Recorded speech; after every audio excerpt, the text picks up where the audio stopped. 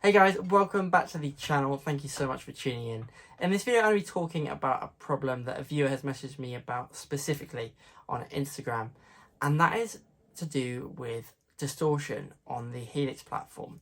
So the viewer, in case, I won't name them in case they don't want to be shouted out, but they have a problem with their Federa bass and the low end on the Helix. So whenever they hit low notes, rather than them coming out nice and clean, they're distorting. And I've seen a few people discuss this topic online or ask questions about it. And I've seen a few people give answers, but they've not really mentioned this one specific area.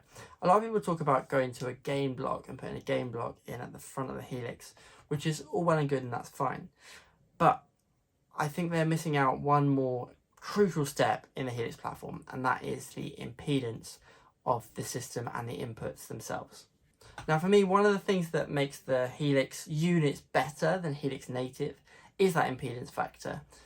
I find that the amps and the pedals sound so much more natural using one of the units and recording into my DAW rather than using it on the DAW itself with just a standard impedance going in. And that's because guitars and basses throughout the years have always had impedance matches, and that's part of what makes the sound of a device paired with another device, a guitar paired with an amp, a pedal paired with a guitar, a pedal with an amp, and so on and so forth.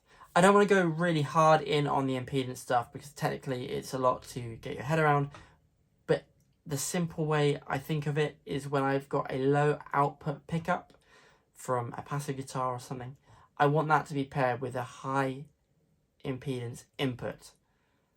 And if I've got a high output pickup or active system, I want that to be paired with a low impedance system going in. So with those guidelines in mind, let's dive into how this works on the Helix Stomp.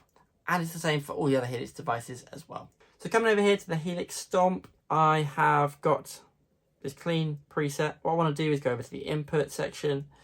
I want to hit the page button, and this gives me INZ, which is impedance.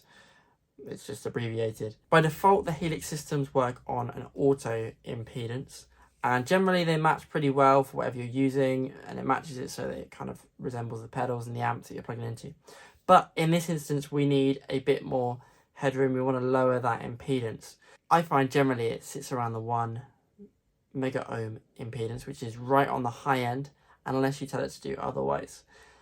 And so 1 mega ohm is high. 230 is generally kind of around high still, and then everything below that we're starting to look at really much lower impedance markers. So what I'm going to do is just grab my bass and just show you what each of them does, you know, how it affects the sound. But generally what you're going to hear, you might be able to hear it, you might not. I'm just using my cameras today. You might be able to hear it, but what will happen is the volume will ever so incrementally increase as we go from the lower impedances right up to that 1 mega ohm. So I've got my MTD, I've boosted everything on it so it's pretty hot output. Still though, MTDs aren't that hot. Not as hot as some other basses I've had, but this is as hot as this will go. So if I just hit an open note and just scroll through those, you might be able to hear just a little bit of an increase.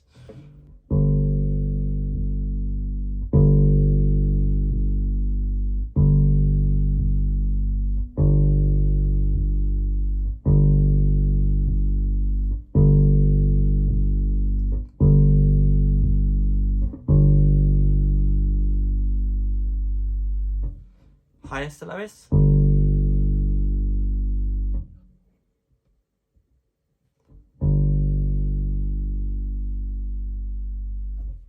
So there we go. Hopefully that's demonstrated the effect of the impedance settings in the Helix Stomp.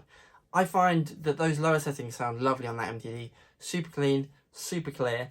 And as I started boosting those a little bit higher up, there's maybe a little bit of distortion coming in on the higher impedance settings.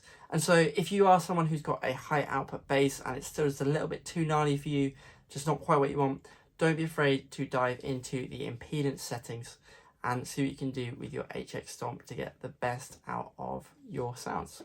So hopefully this video has helped you. If it has, do please hit the like button and hit the subscribe button down below as well. Both of those really help me and the channel. I really appreciate it. I've got affiliate links and all sorts of things if you want to help support the channel more. Those are all in the description, including Reverb, Amazon, and a few guitar makers and builders as well. So if that's up your street and that's something that you would like to help the channel out with, or just want to have a browse around, do please click on those in the description below. Do leave some comments below. Let me know your thoughts on this system with the impedance. If it's been helpful for you, please leave a comment and let me know that it worked for you.